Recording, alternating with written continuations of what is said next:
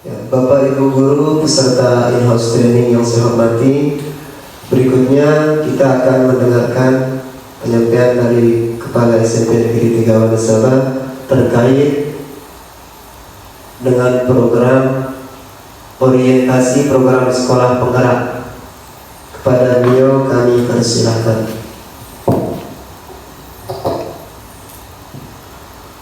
Bismillahirrahmanirrahim. Assalamualaikum warahmatullahi wabarakatuh. Alhamdulillahirabbil alamin wa bihi nasta'in ala umuri dunya wad din wa la udwana illa 'alal zalimin. Amma ba'du. Bapak Ibu guru peserta in-house training implementasi kurikulum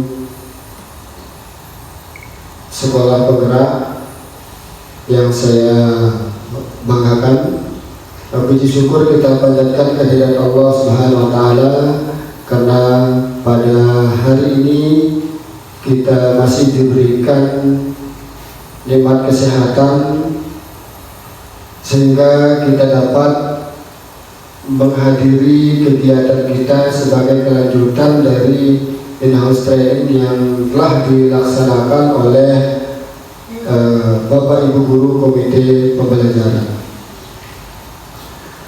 Pada sesi ini saya akan menyampaikan orientasi program sekolah penggerak.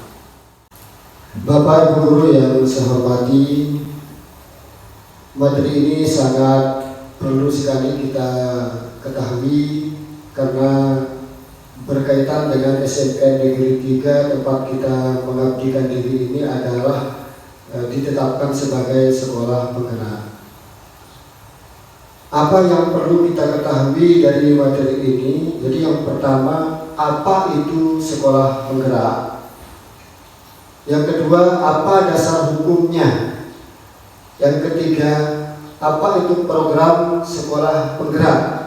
Kemudian yang keempat, apa manfaat atau keuntungan dari sekolah yang melaksanakan program sekolah penggerak? Bapak Ibu yang saya banggakan, di dasar hukum dari sekolah penggerak ini adalah Keputusan Menteri Pendidikan dan Kebudayaan nomor 162 /M/2021 tentang program sekolah penggerak yang ditetapkan pada tanggal 5 Juli 2021. Sekolah penggerak adalah sekolah yang berfokus pada pengembangan hasil belajar siswa secara holistik dengan mewujudkan profil pelajar Pancasila yang mencakup kompetensi kognitif yaitu literasi dan numerasi serta non-kognitif berupa karakter yang diawali dengan SDM yang unggul yaitu kepala sekolah dan guru. Hal ini sesuai dengan visi dan misi pendidikan Indonesia, yakni mewujudkan Indonesia maju yang berdaulat, mandiri dan berkepribadian melalui terciptanya pelajar Pancasila yang bernalar kritis, kreatif, mandiri, beriman, bertakwa kepada Tuhan Yang Maha Esa, dan berakhlak mulia, bergotong royong dan berkebinekaan global. Hal ini tercermin juga dalam profil pelajar Pancasila, yaitu beriman dan bertakwa kepada Tuhan dan berakhlak mulia.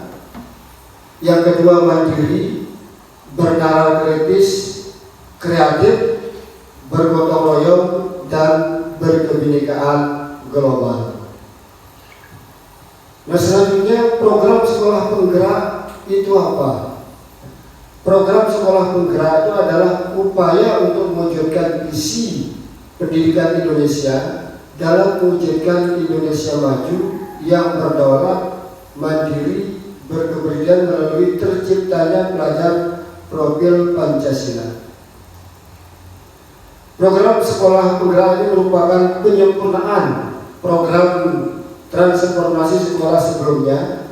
Program sekolah penggerak akan merealisasi sekolah negeri atau swasta di seluruh kondisi sekolah untuk bergerak 1 sampai 2 tahap lebih maju. Program dilakukan bertahap dan terintegrasi dengan ekosistem hingga seluruh sekolah di Indonesia menjadi sekolah penggerak.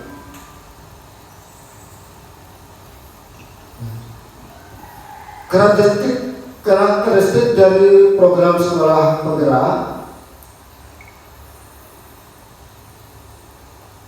yang pertama, program kolaborasi antara Kemdikbud dengan pemerintah daerah, di mana komitmen Pemda menjadi kunci utama.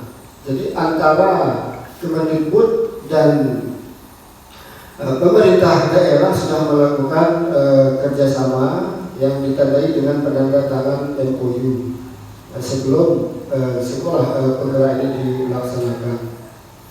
Yang kedua, intervensi dilakukan secara holistik, yaitu secara melalui mulai dari SDM sekolah, pembelajaran, perencanaan, digitalisasi, dan mendampingi pemerintah daerah. Yang ketiga, memiliki ruang lingkup yang mencakup seluruh kondisi sekolah, tidak hanya sekolah yang unggul saja, baik negeri dan swasta. Jadi semua sekolah akan menjadi program dari sekolah penggerak ini, bukan hanya sekolah yang maju, bukan hanya sekolah yang berada di kota-kota. Jadi seluruh sekolah, baik yang di pedesaan maupun yang letaknya yang sekolah itu, kondisi sekolah itu tertinggal. Yang keempat, pendampingan dilakukan selama 3 tahun ajaran dan sekolah melanjutkan upaya transformasi secara mandiri. Nah, jadi program sekolah penggerak ini dilaksanakan secara berturut-turut 3 tahun. 3 tahun, mulai dari awal hingga tahun yang ketiga, sehingga diharapkan program menuju profil Pancasila itu akan tercapai. Yang kelima, program dilakukan terintegrasi dengan ekosistem hingga seluruh sekolah di Indonesia menjadi sekolah penggerak.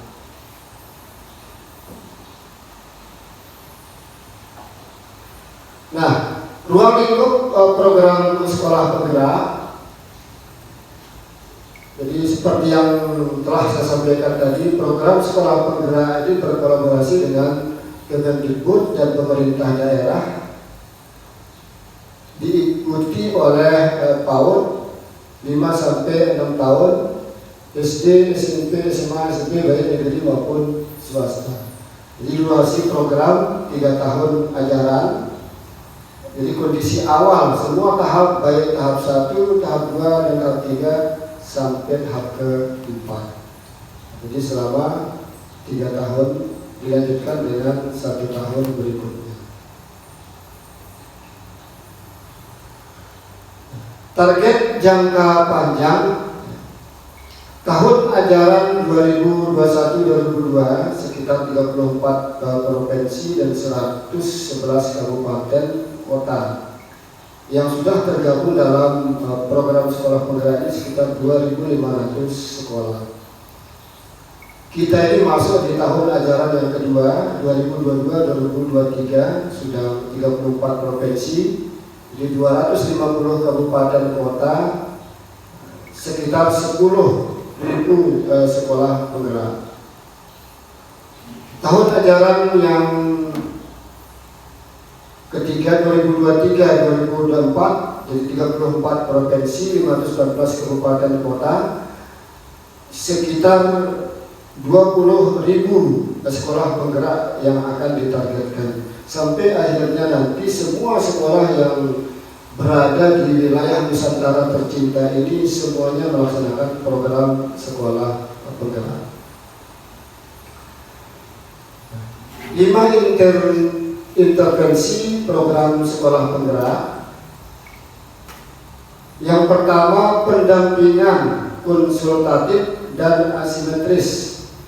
Jadi program kemitraan antara Kemendikbud dan pemerintah daerah, di mana Kemendikbud memberikan pendampingan implementasi sekolah penggerak. Jadi selama 3 tahun dari sekolah penggerak ini tetap akan didampingi oleh tim ahli yang ditunjuk oleh Kementerian Pendidikan. Yang kedua, penguatan SDM sekolah.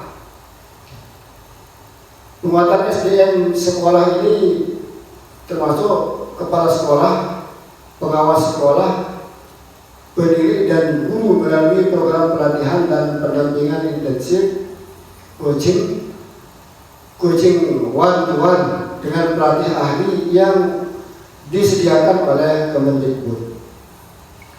Yang ketiga, pembelajaran dengan paradigma baru.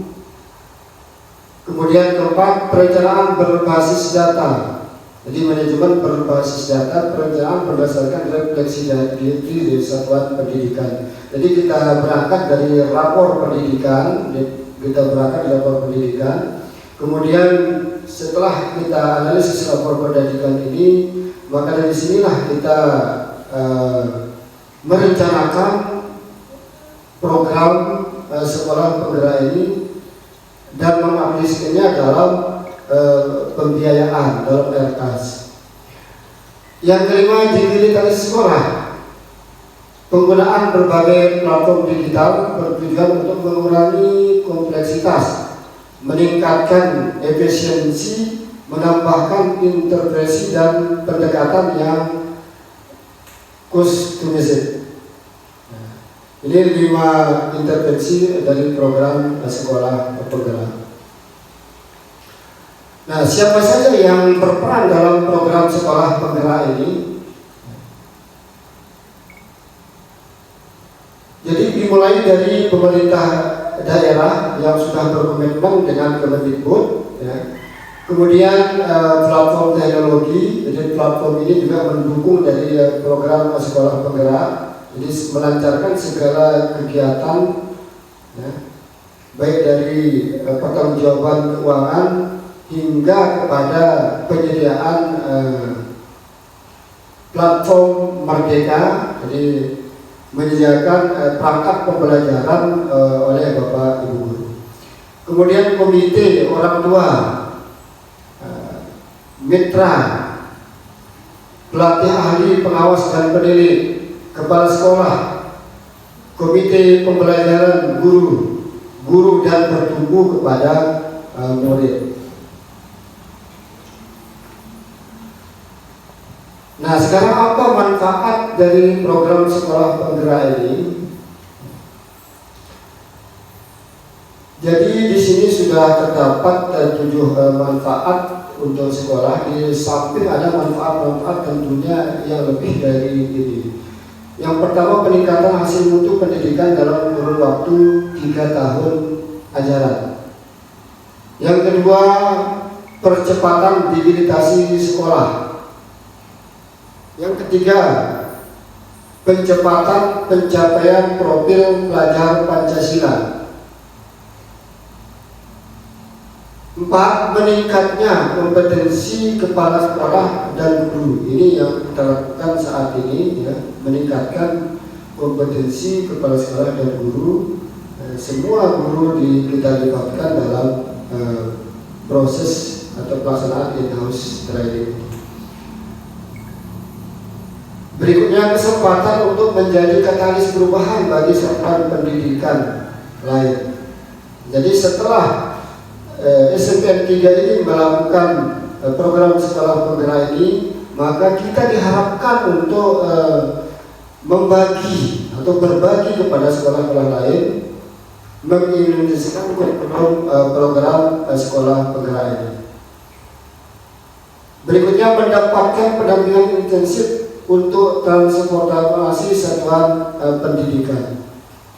Kemudian yang terakhir, memperoleh tambahan anggaran untuk pembelian buku pembelajaran paradigma baru. Nah, jadi yang terakhir ini kita diberikan tambahan anggaran melalui BOS kinerja. Bapak Ibu yang saya hormati, dari yang terakhir adalah manfaat untuk pemerintah daerah. Nah, ini selain dari bermanfaat untuk sekolah, program sekolah ini juga bermanfaat untuk pemerintah daerah. Yang pertama, meningkatkan kompetensi sumber daya manusia di sekolah. Ini efeknya nanti meningkatnya SDM di Kabupaten Lombok Timur khususnya.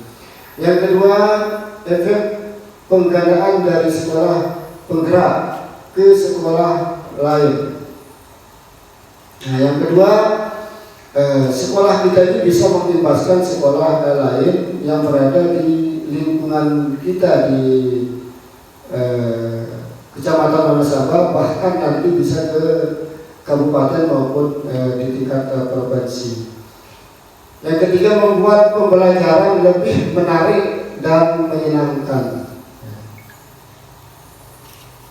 Dengan adanya pelatihan-pelatihan yang sudah kita laksanakan, jadi mudah-mudahan Bapak Ibu guru nantinya bisa mengimplementasikan, menyampaikan materi-materi atau membuat proyek pembelajaran yang menyenangkan untuk siswa. Yang keempat, mempercepat meningkatnya mutu pendidikan di daerah. Yang kelima, peluang mendapatkan penghargaan sebagai daerah penggerak pendidikan. Nah, ini ada peluang bagi kabupaten kita untuk mendapatkan penghargaan sebagai daerah penggerak. Yang keenam, menjadi daerah rujukan praktik baik dalam pengembangan sekolah penggerak. Jadi inilah 6 manfaat untuk pemerintah daerah, yang mudah-mudahan apa yang telah dihajatkan ini bisa kita raih, apa yang dicita-citakan oleh pemerintah ini bisa kita laksanakan dengan baik, dan hasilnya tentunya kita harapkan maksimal. Demikian penjelasan kami tentang orientasi pembelajaran kurikulum. Mudah-mudahan bermanfaat bagi kita semua. Demikian dan terima kasih. Wassalamualaikum warahmatullahi wabarakatuh.